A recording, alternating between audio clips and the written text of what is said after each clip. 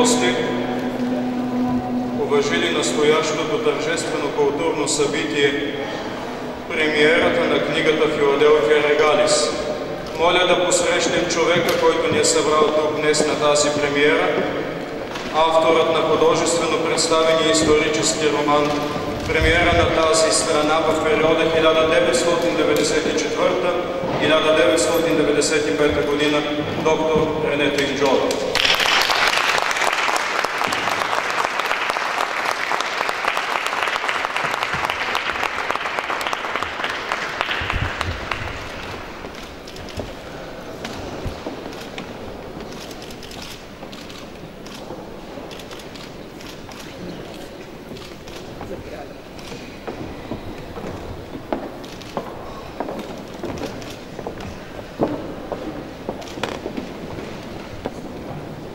Най-почтително моля всички ви да останете за кратко прави, тъй като този момент е и сакрален. В навечерието сме на изпълващите се в утрешния ден 3 години, откакто висшият идеал на госпожа Инджова, цветето Филаделфия Регалис, дарява радост със своето благоухание на самия Бог и Неговите небесни служители. Защото най-изящните цветя Господ засажда в своята райска градина. Нека в смирение да се просветлим със светлината на тези, които са вечно отряни от самото светило, и да сведем глава пред облажената светлина Кралица и всички корени до цвета в книгата Филаделфия Регалис.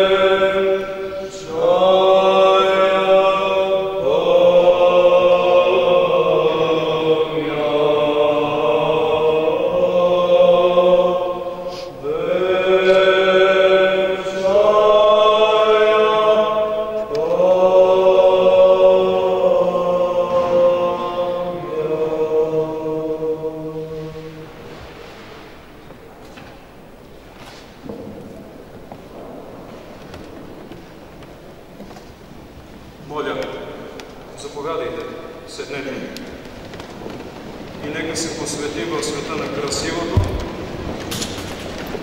с поглед към вечността. Ваше Преосвещенство,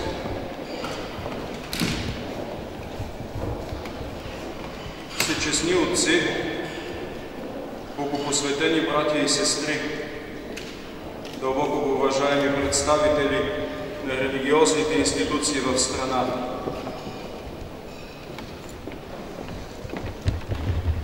почитаеми господа офицери, уважаеми представители на българската държавност, досточтими академици, професори, госпожи и господа представители на научната общност, многоуважаеми творци, представители на българския арт, почитаеми представители на неправителствените организации и на българския бизнес, скъпи гости от чужбина и провинцията, уважаеми представители на средствата за масово осведомяване, драги гости, почитаемо събрание. Събрали сме се днес тук, в тази магична със сакралността си вечер в Националния археологически музей, институт с музей при Българската академия на науките, който по абревиатурата си НАИМ много прилича на името на малки юдейски градец в Галилея, Наин в подножието на планината Тавор, където Господ Исус Христос е извършил едно от най-знаменателните си чудеса. Съживяването на единственото дете на една вдовица. Да, тук сме се събрали на свещено място, което събира, а не разделя, за да служи не за една религия, а за цялото човечество. Тази сграда е била мюсюлмански храм, на който първо едното, а после и другото минаре са покосени от мълнии и джамията е изоставена. В това аз прозирам символите не на полумесеца или на кръста, а на сърцето и на подадените ръце. Тук, обединени от обичта между всички Божии създания, без вавилонски разпри, сме на събитие ритуал. Не по повод премиера на книга на един премиер. Не по повод излизането на книжния пазар на един нов роман. Не по повод памет или възпоменание, а по повод честване на самия живот, който се начева едва след този живот, без значение кои в това вярват или не. Тук у нас изобщо да се чества някой или нещо не е възможно. Дори се смята за нередно, но поне можем ли себе си да честваме? Оказва ни се огромна чест. Нека поне този път да не се отказваме от нея. Поканени сме на гости. И то не тук в музея празнуваш своята 125 годишнина, а в живота на един човек, живеещ с идеал, по идеал и за идеал. Тази вечер ще ни се разкрива по мистичен начин тайната, как смесването на дървено масло и кръв се превръщат в свят елей, изпълваш светоносно кандило на един народ, служиш за помазание на повече от един народ, та дори и на един вселенски патриарх, като сегашния, негово всесветейшество Вартоломей I. Знаците на едно 100-годишно време ще се разкриват нежно като археологически находки при специализирани разкопки. На мен, понятно, ми се е налагало да изслушвам изповеди и да се преживявам изповяданото, но сега има един по спецификата си феномен. Всички вие и всички читатели на книгата Филаделфия Регалис, корени и цвят, не само ще откриете пълна и откровенна изповед на една невероятно нежна и дълбока душа, но и ще участвате своего рода в свещенодействие, защото тази изповед за човешко същество не е възможно да не се съпреживее. Затова всички ще се превърнете в изповедници, които ще възмечтаете сами също и да се изповядате. А казвам феномен, защото тази литературна творба няма нищо общо с типичните за съвременните ни политици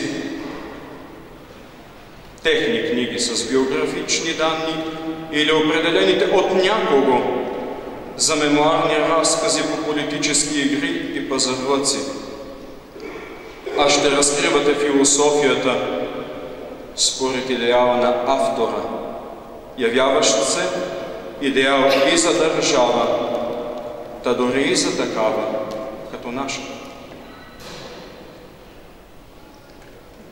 В книгата, чрез влизане в разказването на разказ от изключени, но изключителни хора, се проявяват културните сблъсъци или пък липсата на такива между религиозните и етническите общности, живеещи по една или по друга причина на тази окаяна територия.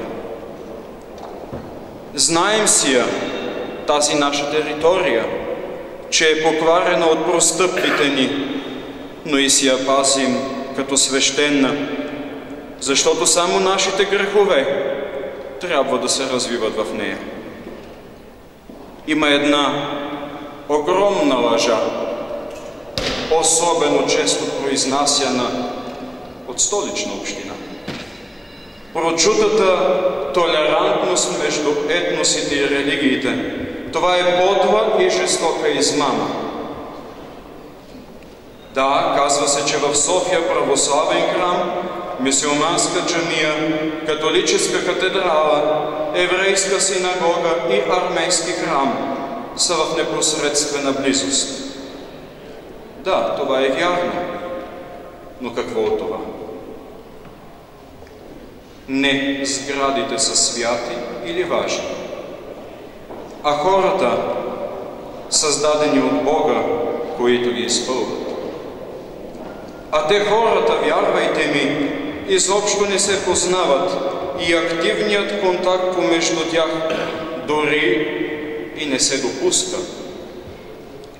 Всичко е на ниво елементарна куртуазия, използвана в страната, там, където е нужно.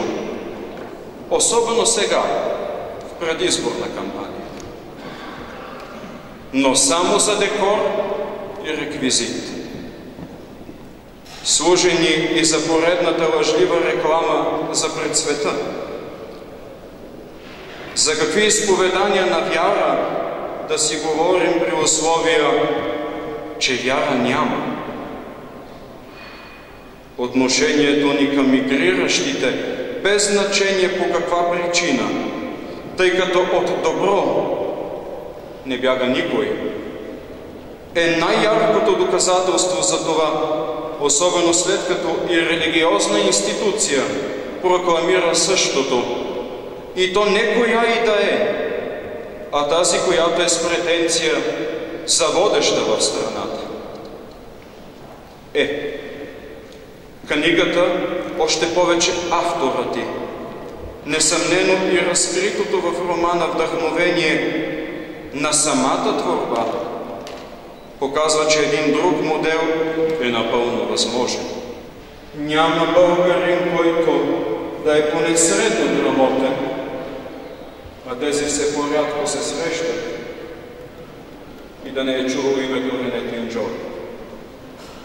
Но не знам колко са тези, които познават Рене Тенджол. И като казвам познават, си реч да я опознаят със сърце, т.е. по дух, а не по сетива, който има кой да обърква. То в книгата познанието се проявява в пълнота. Ще го откриете. Това емоционално събитие, на което присъстваме, а дано и да участваме в него, не е като всичко, което ни заобикаля. То не е актуалното стартиране на тази кампания, за която споменах, или обичайното дебатиране на събитията по света и у нас.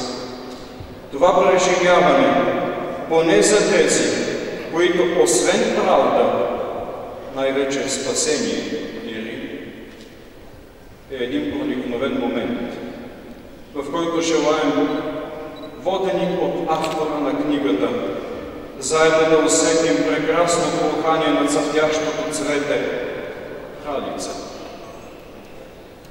което Всевишният и благ Господ посади в градината на своите избрани. Госпожа Инджова не е тук пред нас, защото има нужда от това, а защото в изпълването на 3-та година от нейното не по традиция, а свише осъзнато, въцърковено и високонравствено житие, посветено на идеала, екстровертно ни предлага чрез книгата си благоуханния аромат на Божиите цветя, израствали в един род, за да ни върне, единствено ако пожелае, към изначалното предназначение на човека, а и на обществото, в което пребивава. Да живее в хармония и в святост. В този роман на нежността автора действително във вярност и постоянство чества своето най-висше цвете и идеал.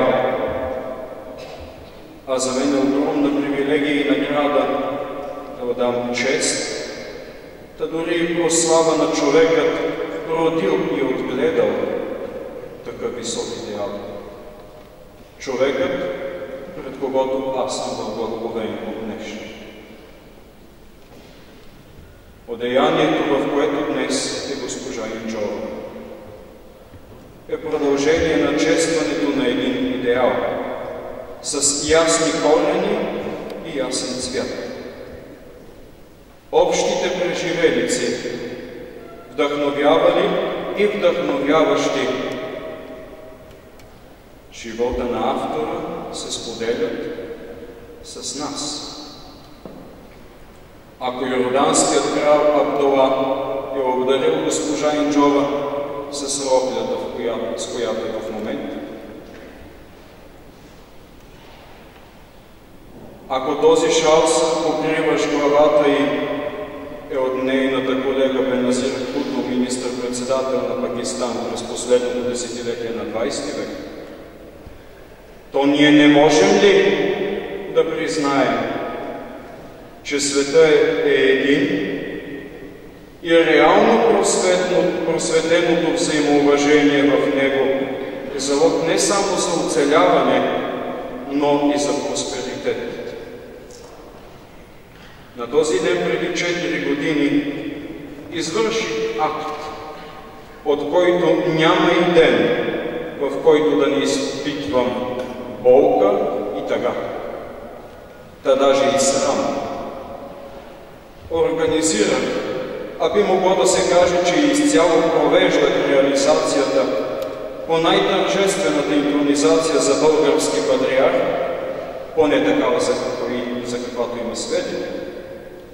И това стана, да речем, историческо събитие, което нека всеки сам да определи на къде насочи българската, като че ли само по име православна църква. Но именно пак тук, в това свещено място, на 15 октомври 2008 година, имаше и друга премиера на книга "Буквар на вярата" на блажено починалия Доростолски митрополит Иларион, представена от преснопаметния архимандрит професор доктор Георги Кълдъров. А тези личности, заедно с госпожа Инджова, са ме формирали такъв, какъвто съм. Независим и от тях просветен, съм все пак на Бог посветен. И за това чрез вас и към тях, точно тук дълбоко почитаема и многообична госпожа Инджова, поклон дълбок. Цитирайки неподкупния журналист Веселина Томова, която казва: "Скалпа си свалих". След прочитане на книгата ще продължа отново с нейните думи. Шапки долу. Мили гости, пожелавам ви във възторг по Бога тази тържествено-мистична вечер да е духовно възвишена, мила сърдечна, благородна и приятна, като представената книга и нейния автор. А само който наистина става за оценител, да смее да оценява. Организираните компоти са най-добрият показател за превъзходната оценка. Почитаеми госпожи и господа, тъй като определено да бъда и модератор на празничната ни вечер по премиерата на книгата, то с огромно удоволствие ви представям госпожа Мари Басмаджиян, която моля да заповяда, солист на хора при Арменската апостолическа църква, която ще открие със своето вокално изпълнение тази културна вечер. Госпожо Басмаджиян, за нас е чест да сте тук сред нас и моля, заповядайте.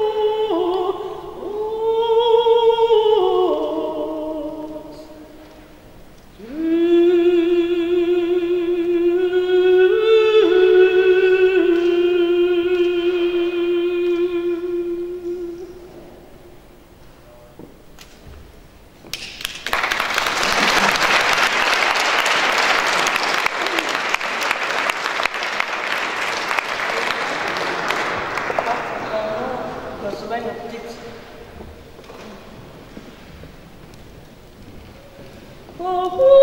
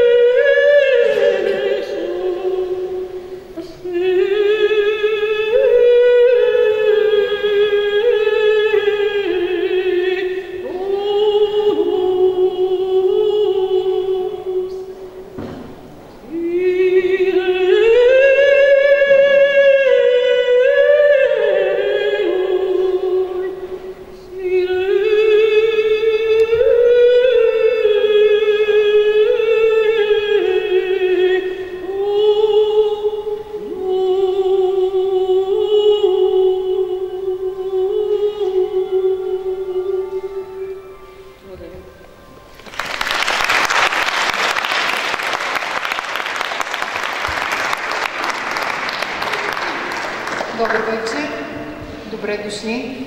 След това ангелско изпълнение, което ни отнася в неземните владения, искам първо да ви благодаря за това, че се отзовахте на поканата на издателска къща Кибея. Днес заедно, както се изрази архимандрит Дионисий, да отпразнуваме живота. Ако потърсите заглавието на книгата Филаделфия Регалис в Google, той мълчи. Отговорът е в страниците на книгата. Аз ще представя издателството, което застана зад автора и неговата творба. Издателска къща Кибея е създадена през 1991 година от Димитър Златарев. От тогава до днес предлагаме на читателите автори и техните идеи, които дават възможност на последователите си да постигнат по-високо качество на живот. Ще спомена само няколко от тях. Морган Скот Пек с изкуството да бъдеш Бог. Ейбрахам Маслоу, мотивация и личност. Стивън Кови с емблематичната му книга "Седемте навика на високо ефективните хора". Дел Карнеги с книгите си "Как да печелим приятели" или "Как да преодолеем безпокойството и да се радваме на живота".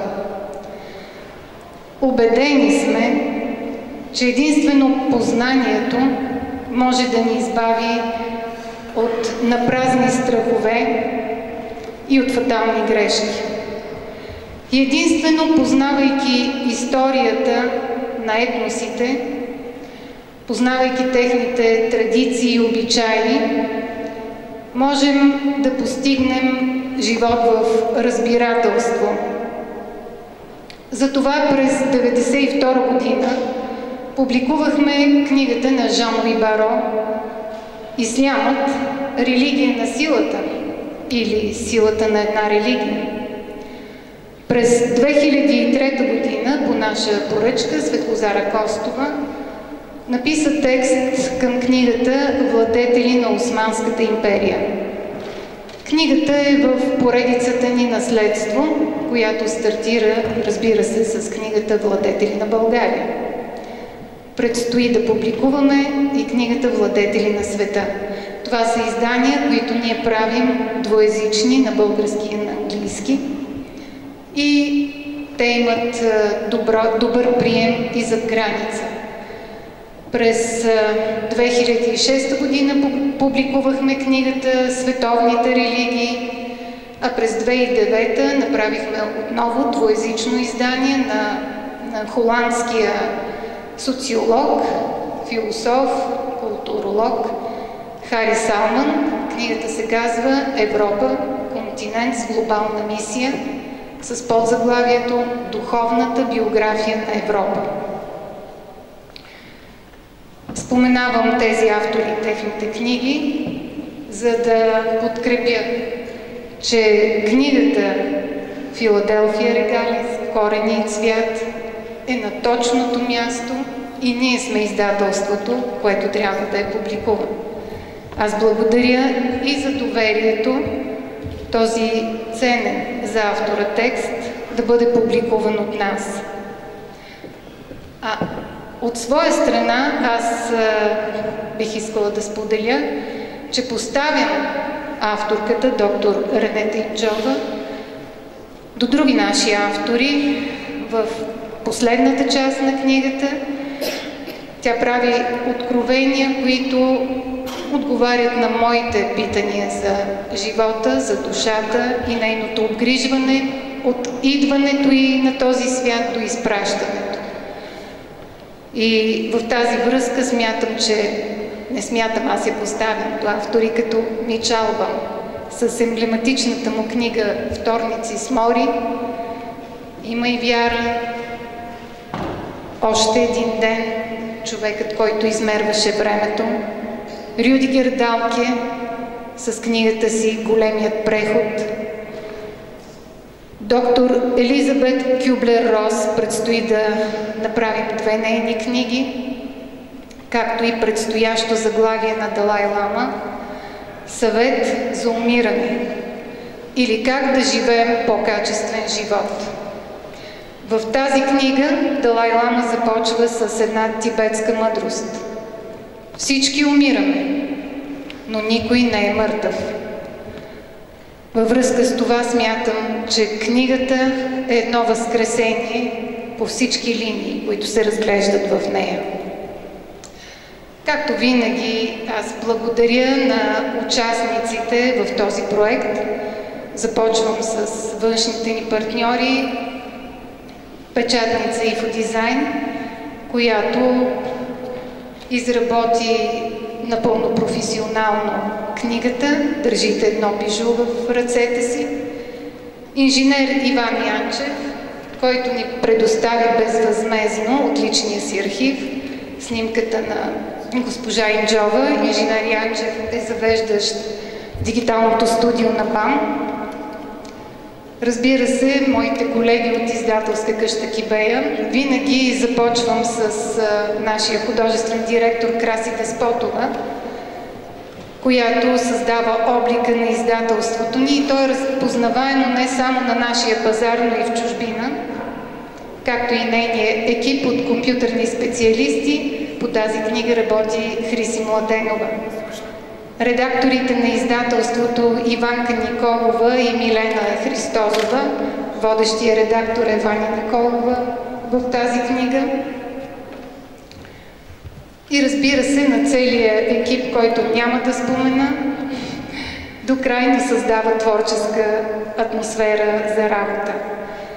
За всички вас, които искате да получавате информация за предстоящи събития и книги, които издателството публикува, можете да се абонирате за нашия нюзлетър, където Дара Николова, винаги я споменавам, защото в неподражаем стил представя новините около нас. Бих искала да благодаря, разбира се, и на нашия пиар Галя Дянкова, която заедно с инициативния комитет от приятели и самишници на доктор Инджова направиха това тържество на словото възможно. Благодаря отново на всички.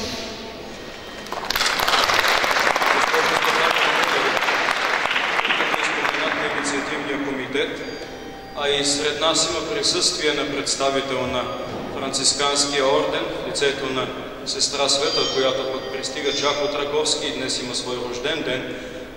Това, което е много важно, има едно място на света, казва се Асизи, което е духът на мира. Асизи Пакс. Пожелавам ви, така както казвахте, че вашето издателство се занимава с това да представя книги от всякакъв тип и да предлага възможности за търсенията на едни по-висши ценности. Този, който е патрон на духът на Асизи, Свети Франциск, нека да бъде над вас и на цялото издателство и ви го приемете от този обществен инициативен комитет, който чества госпожа Инджова. Благодаря.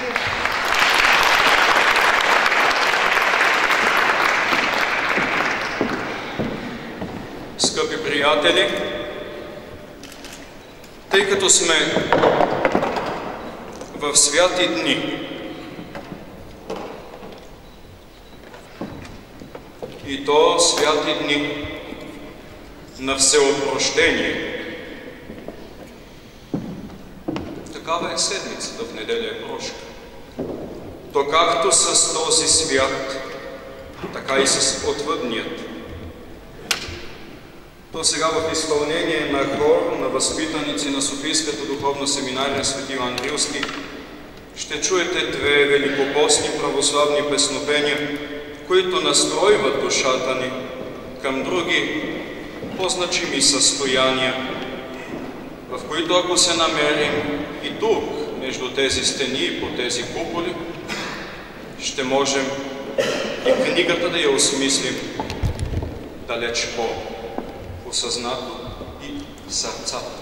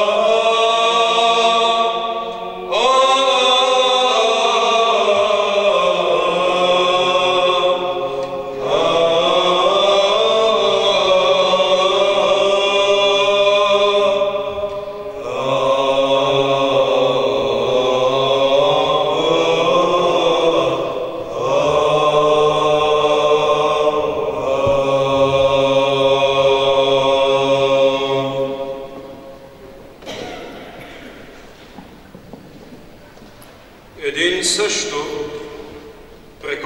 прекрасен глас, изявяван в прочутия хорио Ангело, също ще чуем тази вечер, но не певчески проявен, а в слово. Моля да посрещнем господин Андрей Захариев, философ, историк, но и в огромна степен богослов, който е добре познат от телевизионния екран, като водещ на предаванията по Българската национална телевизия История БГ и естествено библиотеката, който чрез един отворен публичен разговор тук пред нас с госпожа Инджова по един модерен, но и фин начин ще започне да разлиства нежните листове на цвета Филаделфия регалис, докато се насладим и на нектара, идващ от дълбоки корени. Почитаеми господин Захариев, моля, заповядайте до госпожа Инджова.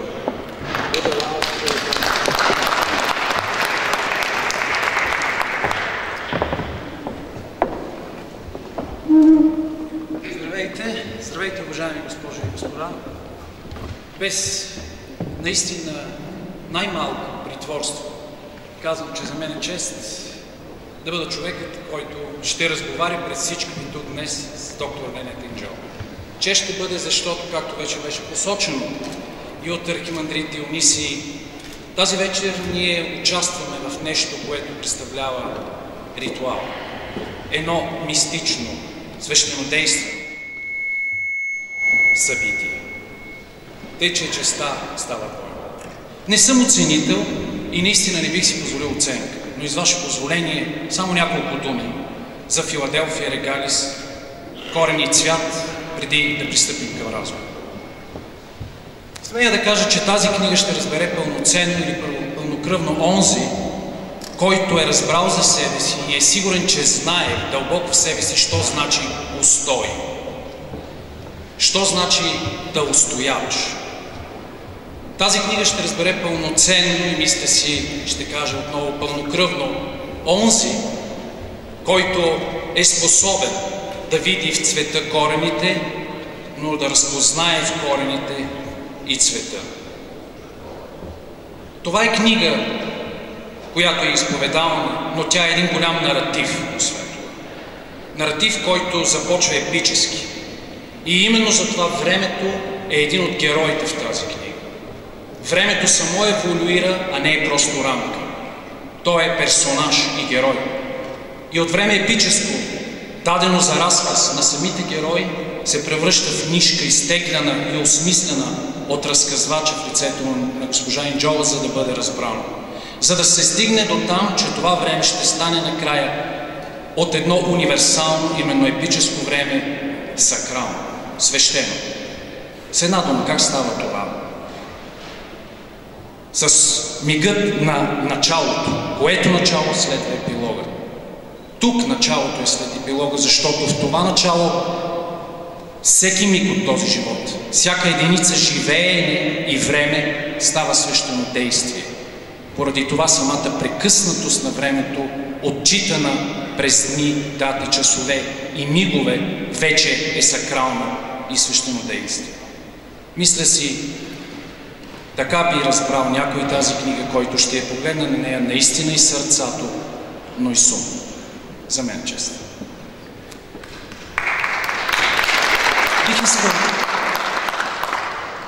Бих искал, след като отново наискрено ви поздравявам, да попитам, ако сте съгласни до някъде поне с това, което казах, как се устоява? И то, ако човек иска да остане там, в високото, макар да духат ветрове от низините. Добър вечер. Вчера ме питаха за такива неща в един политически контекст. Кога са победите и кога са разочарованията. Живота ми премина така, че някак си се изгладиха и изравниха. И вече и победите не ме правят да лекувам. И пораженията в нашата къща баща ми казваше, като че ли не ни събарят. Но видимостта на тези неща е едно, а друго е как човек се чувства. Ако си минал един път, който от самото начало е давал знаци, че ще върви все добре и все нагоре. И точно когато си пожънал успехите, се окажеш, най-правилният израз е този, се окажеш изключен.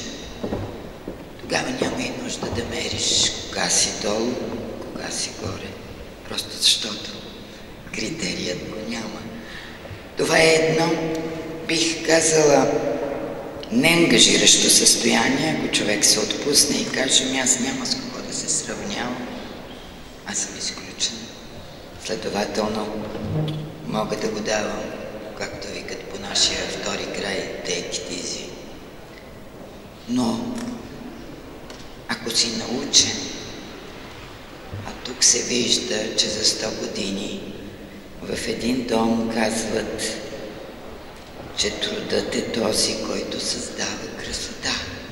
А ако създаваш красота, няма начин в един момент тя да не даде полезни плодове. Ако даде полезни плодове, всички ще бъдат в такова блажено състояние, че това е равносилно на любов. Може би аз съм поискала в тази книга да кажа как можеш да си долу, после да се качиш горе с труд и любов и да останеш там, при положение, че средата, да я наречем така, е чужда и враждебна. Но в онзи преди 100 годишен контекст са те приели, дали са подслон, а ти от тук нататък си показал, че можеш да бъдеш и горе. Моя род направи това. И аз днес, когато всички са полудели от ярост един към друг, готови са войни да запалят, готови са да доказват, че една религия е по-висша от друга и насъскват хората помежду им и после казват: виждате ли, те не могат да се търпят, те не са толерантни.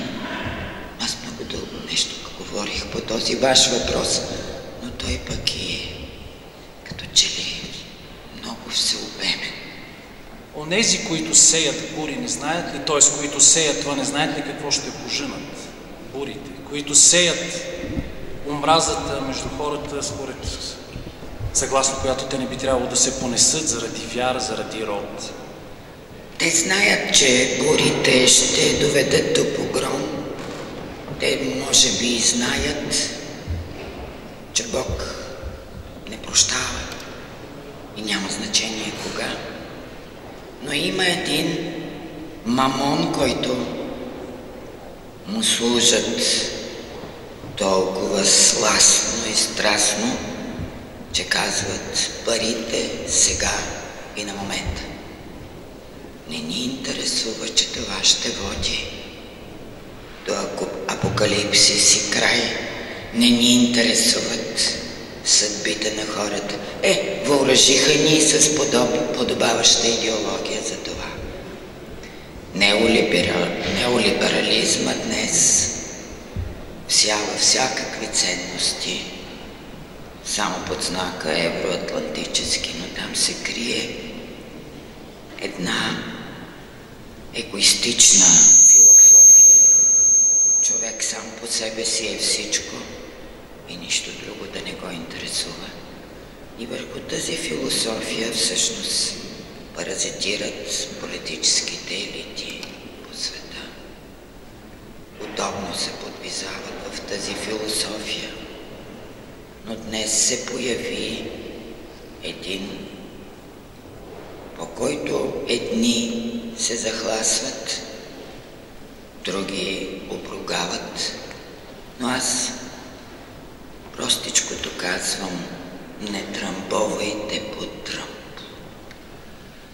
Защото ако всичко до сега е станало пределно и нетърпимо лошо, всяка промяна и всеки отход в обратната страна е положителен. Още повече, ако всички ние, които сигурно сме успани, сигурно са ни залюляли в люлките на съвременната, псевдо бих казала, и масова цивилизация, ние като че ли не можем и как да кажа. Може би читател, ако се намери, който да види между редовете цялата тази философия, е в тази книга.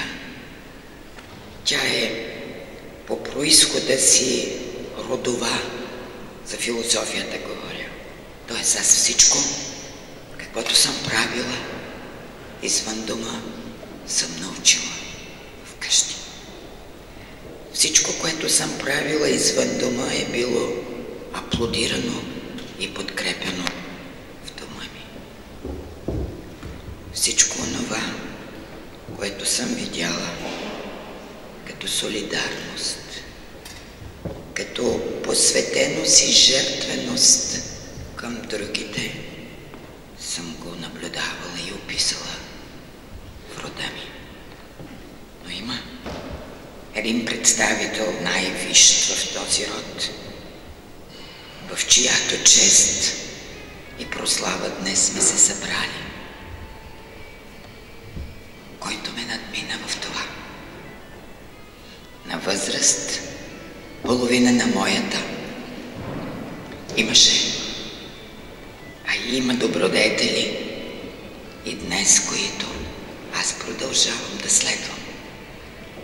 И затова не говоря в минало време за този най-висш представител на моя род, защото във всяка една секунда си давам сметка, че имам отговорност пред нея. Филаделфия несъмнено означава братолюбие, любов към брат. И новозаветният смисъл е именно този.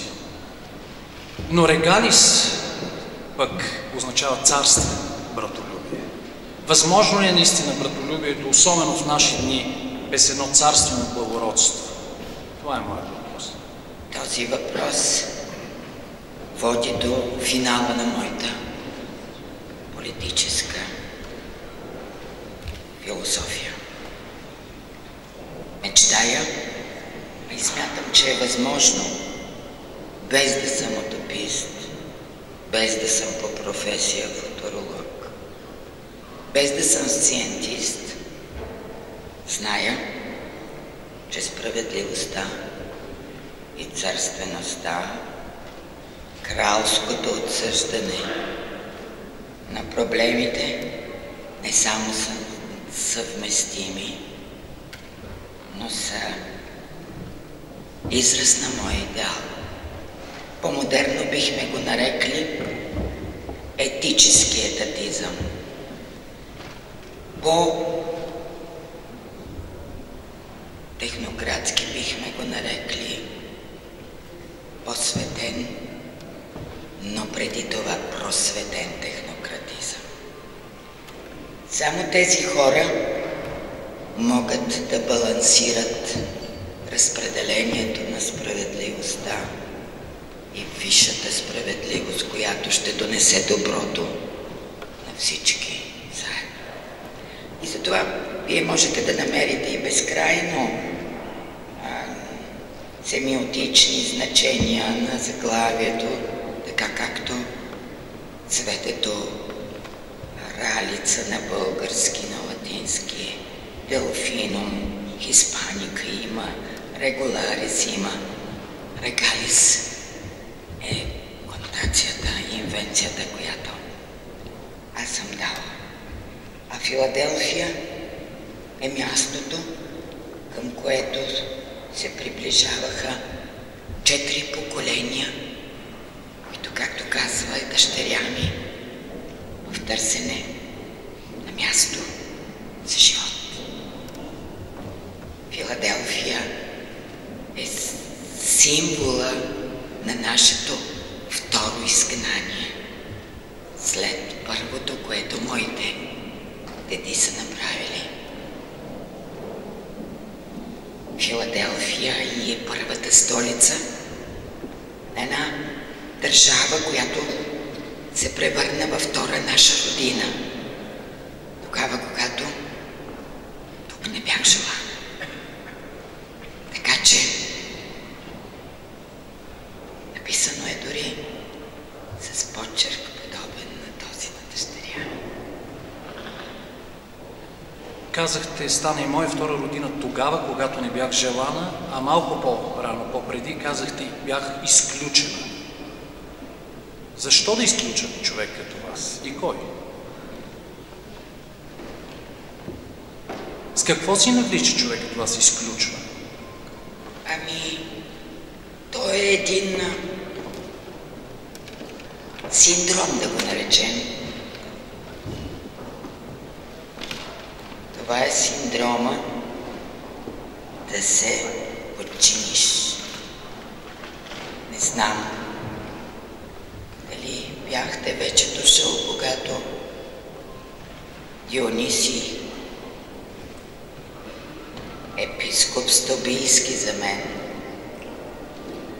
каза това, че и го каза така, че се разбра, че не се е подчинил и нарече себе си независим. Ако една институция, каквато е религиозна, българска, православна, наричаща себе си, е наистина независима, тя няма да изключва най-доброто си творение като духовник. За мен ми е по-трудно да ви отговоря защо са ме изключили. Просто дръзнах да правя това, което никой никога не трябва да дръзва. И виждам тук един млад човек, който също се опитва и дръзва да прави неща, които не са по сценария, който са ни отредили. И аз пак казвам, разправят се с такива не заради самите тях, а за да направят едно спектакуларно зрелище, едно назидание, да държи влага дълго време. Ще се включите? Ама вижте, аз почвам да пиша вече книги. Разбрах.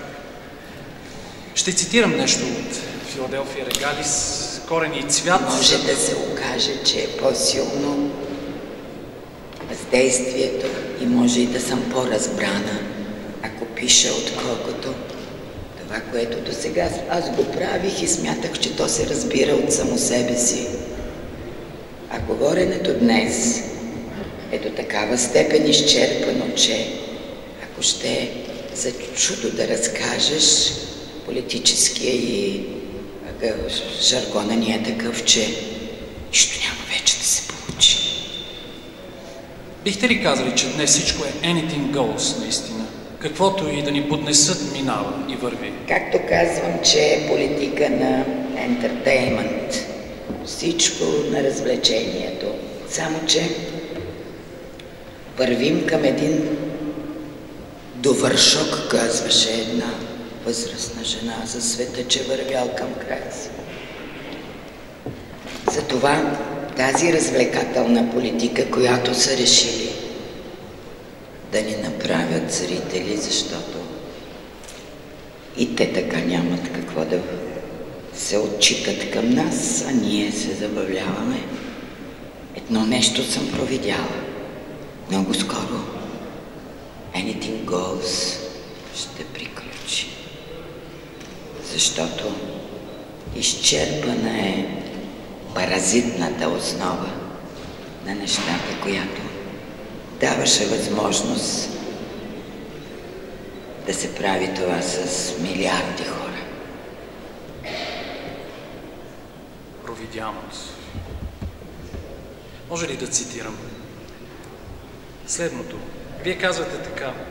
Става дума за празненството по случай вашата 60 годишнина. Рали обяви, че като сравнявала моите каузи, 20 години изпаднала в объркване спрямо моя юбилей. Ако през последните 20 години борбата срещу олигархията, тази, която аз за първи път съм посочила като феномен и грозяща ни опасност, още не е започнала, тогава излизало всеки ще се съгласи, че аз трябва да съм с 20 години по-млада сега.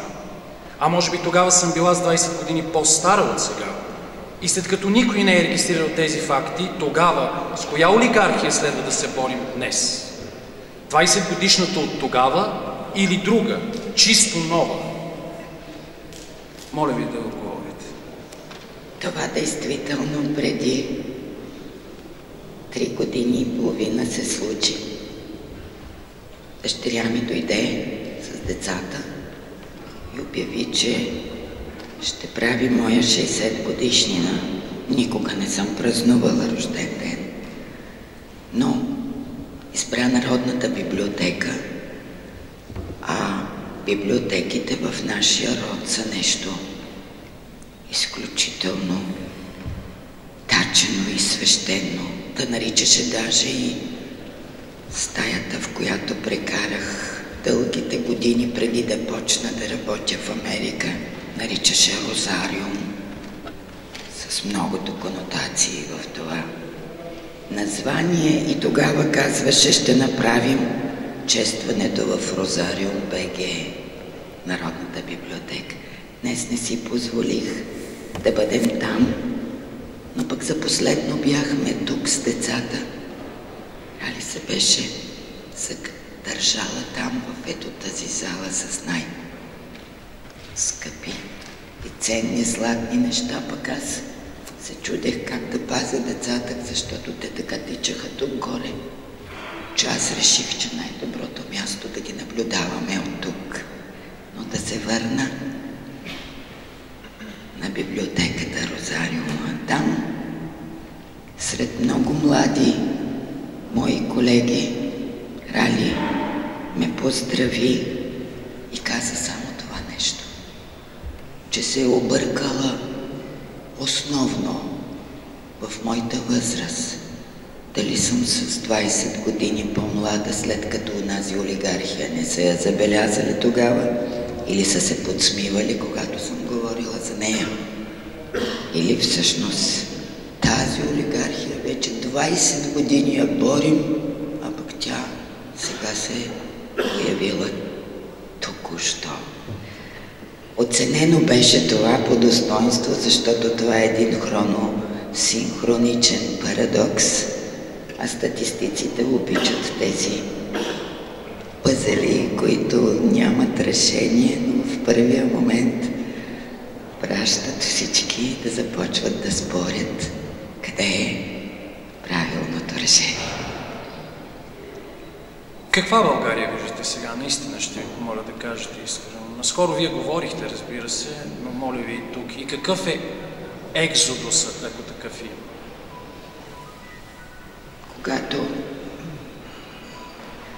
четете тази книга, основното название на екзодуса е изгнание и очакване на изход.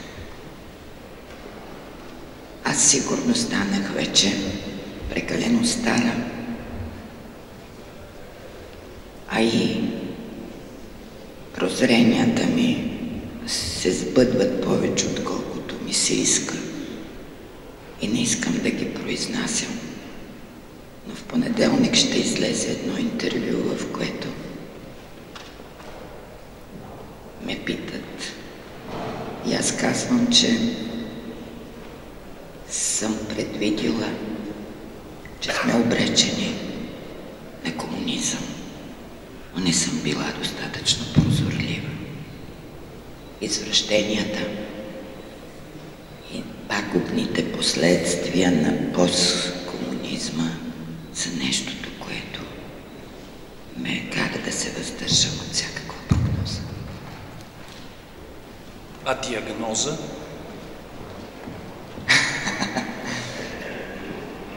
Бях известно време и сред лекарите. Те казваха, когато са сигурни,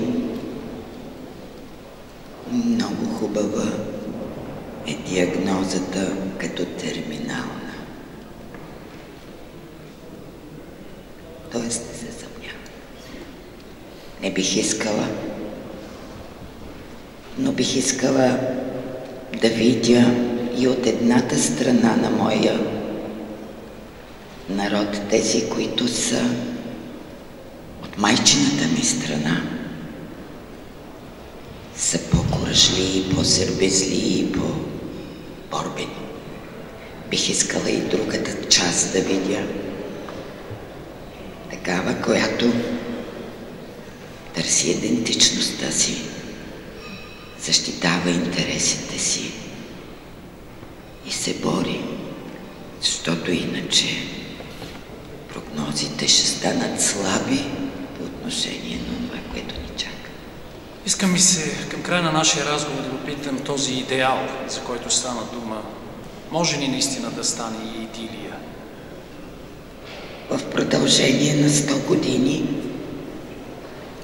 двама души с едно дете са сложили устоите, с което започнахте вие, на една идилия. Тя има един съвършен резултат. Това е любовта на моите родители. Съдбата прекъсна продължението на тази идилия на половината на пътя, тукашния на моята дъщеря. Но за 100 години идилията даде един прекрасен плод. И както казва Рали, пак към края, идилиите са най-редкото нещо, по-редки от Феникс. Но нямат свойството да се преместват. Затова трябват устои навсякъде, където човек попадне или го изгонят, или го изключат, или го накажат, или го заточат, да може да кради устои. Ако върху тях може да направи идилия, той е идеалист. Той е идеалният представител на нашия род. Аз не казвам, че посвещавам тази книга на моя народ, защото той може да ни я иска. Нито едната, нито другата част. Но и това място, този музей, ако тази идилия тук не бъде разбрана, нека да остане като един не арте, един архифакт. Може би след много години, след много векове, този археологичен факт ще свърши своята работа. Книгите имат това свойство. Моля ви накрая и това. Ще се умее ли тази Филаделфия или братолюбието да се измъкне от смъртоносната хватка, в която сега се опитват да го уловят?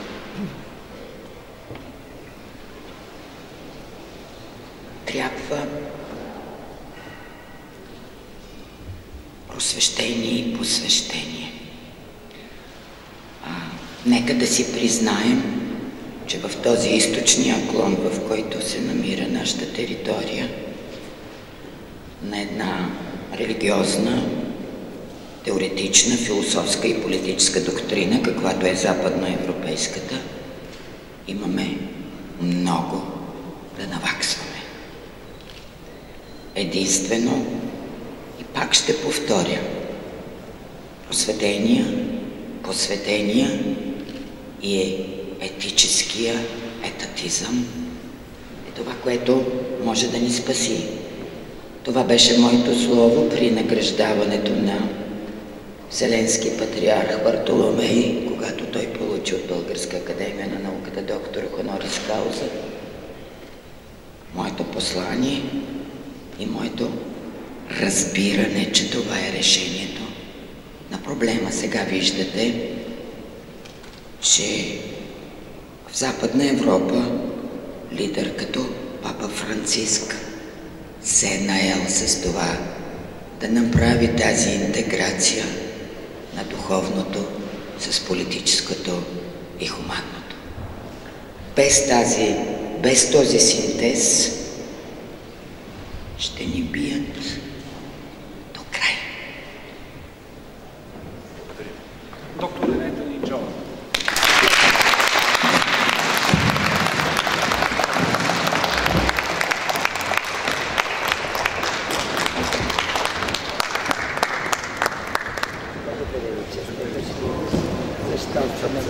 С признателност за разкритото, сега за сърдечно и мисловно осъзнаване на този неповторим разговор, моля със следното изпълнение на арфа. Заповядайте, моля ви, седнете. Да намерим възможностите за постигане на този мечтан рай, за който в момента е говорено.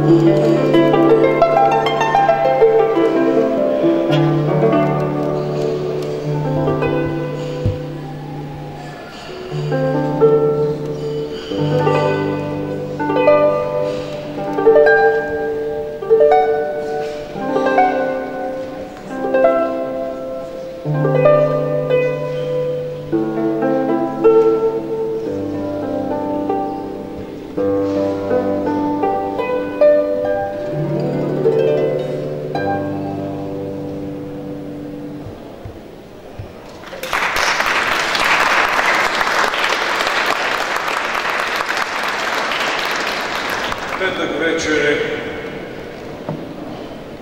и обикновено телефоните ни призовават към онези обичайни неща, да се отдадем на това, на което постоянно сме дадени. Но пък е петък вечер, преди финализирането на седмицата на прошката, особено в неделя, по този обичай на източното християнство, който така или иначе тук ние добре познаваме. Дали можем малко повече да отделим време и внимание за това да поразсъждаваме, преди да поискаме прошка, по това живеем и така, че да можем и достойно да получим прошка от тези, които са си отишли преди нас. Защото като че ли живеем така, че ние заслужаваме, а пък аз дори не знаем дали ги и молим за това. И тези, които са ни близки, и тези, които са ни далечни. А вечерта е специфична и търпението не е само нещо, което се възнаграждава, защото аз не знам доколко е добродетел, но пък е нещо, което наистина води до един положителен резултат. Във връзка с това, от името на фундацията, занимаваща се с преглед на правни и адвокатски въпроси и универсална методология, носеща името на благоуханното цвете, което тази вечер чрез представяне на книга честваме, а именно Фундация Радио, доканя нейния председател професор Мария Славова, преподавател в Софийския университет Свети Климент Охридски по административно и европейско право за слово, което ще изведе юридическите тези си на вечерта, тъй нужни на този свят, ако наистина искаме да го променим и да бъдем свидетелство на нещо, което пък не е от него, а над него. Професор Славова, заповядайте. Уважаеми гости, скъпи приятели, защо сме тук тази вечер? Защо дойдохте? Не сте имали възможност да прочетете книгата? Не беше достъпна? Кое ви доведе тук? Кое ви привлече? Безспорно, това са тези ценности, тези идеали, които доктор Ренета Инджова излъчва през целия си живот. Нека да отделим спорното от безспорното. Един пример, който е единствения отговор защо е изключен. Защо беше толкова кратко министър-председател? Защо се наложи въпреки единствения положителен резултат при прекрасната болница Токуда да бъде отстранена? Защо, макар че в Евростат я намираха за лидер в областта на статистиката, прекратиха трудовия договор? Ние всички знаем защо. Тя не искаше да крие мъртвите души. Но аз съм тук пред вас с горест, с срам, с мъка. Защо позволихме това? Защо, мили приятели? Защо, българи? Защо тя не ни ръководи? Заслужаваме ли това? Фундация Радио Review of Attorney Legal Issues and Universal Methodology е един приятелски кръг, който иска да отговори на тези въпроси. Ние вървим заедно с госпожа Инджова по пътя. Истината над всичко. Истината за нашия живот, за най-талантливия народ. Да бъде казана тук и сега. Нека не позволяваме най-хубавото цвете, което имаме, да бъде потъпкано. Нека да позволим да бъдем водени от кристално чистите хора, които имаме. Нека да си го пожелаем тази вечер. Благодаря ви, госпожа Инджова.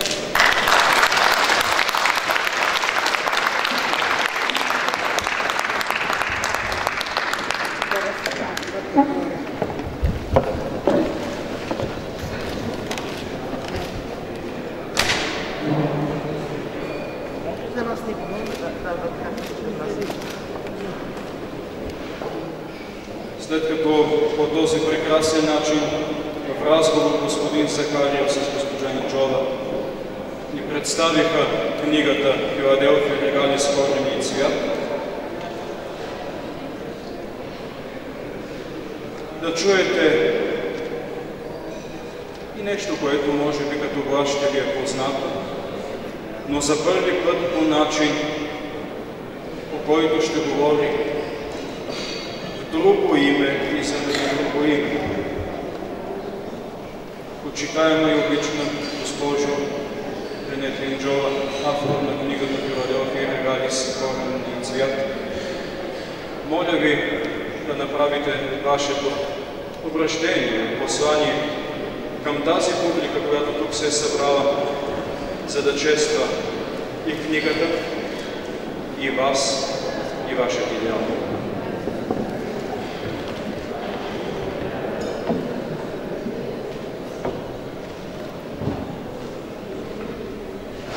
сънародници.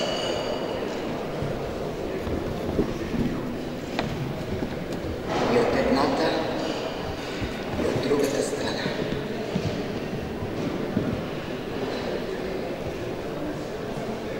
Смятах, че няма да излизам пред публика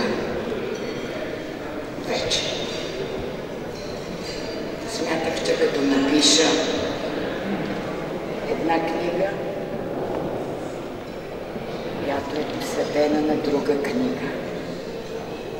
Всъщност казват, че развитието на литературата било писане за една книга, то после друга се и така, една за друга, една за друга. Намерих тази, не беше книга, есета ученически, които издадох в книга. От тях исках да направя наръчник и помагало да дам на моите внуци. Получи се тази книга. Мислех да ги оставя в тетрадки и да ги прибера, но кой е този, който след мен ще дойде и ще ги издаде във вида, в който сега те са пред вас. Затова аз ви пожелавам на добър час с книгите, със знанието, защото иначе ще ни победят, ако не знаем. Благодаря.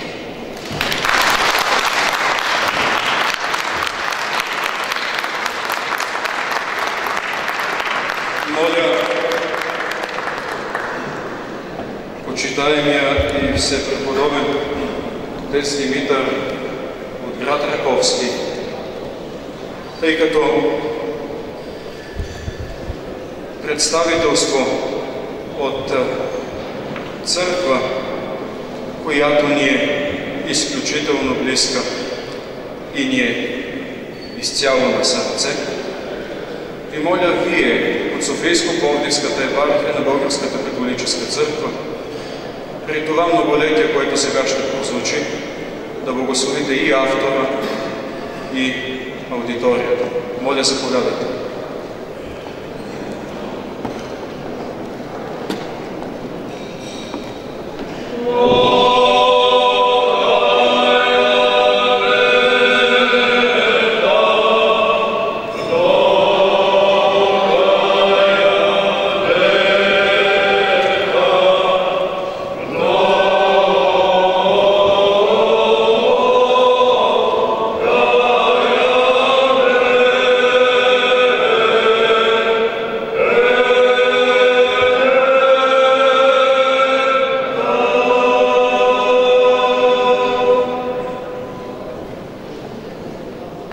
Господи, Ти, който изпращаш Твоя дух, за да озарява човешкия дух, за да твори красиво, за да твори милосърдно и съвършено, подобно на Теб. Излей Твоят благослов в началото на този покаятелен поход, който ни предстои, за да вървим всички заедно към Теб, преминавайки през страданието на Голгота, за да достигнем заедно, като братя и сестри, в светлината на Възкресението. Ти, който живееш и царуваш през вековете на вековете.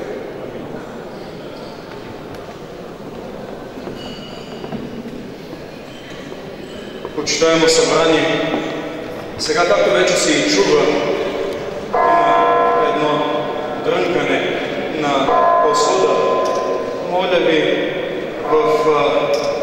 по тази традиция, която е приета, хъпнете и поменете за блаженната памета и на корените, и на цвета, и тяхната светлина да е над нас. А пийнете, отпийте за здравето на автора и за нейното благословение, на което да почива винаги, Божие благословение да почива винаги върху нея, а пък и върху всички нас. Бъдете честити и един хубав празник ви пожелавам от тук нататък с този коктейл, който е подготвен по един подобаващ начин. Тези от вас, които са взели книги и имат желание, доктор Ренета Инчова, министър на председател на страната от 1994 до 1995 година, да положи своя автограф, могат да заповядат.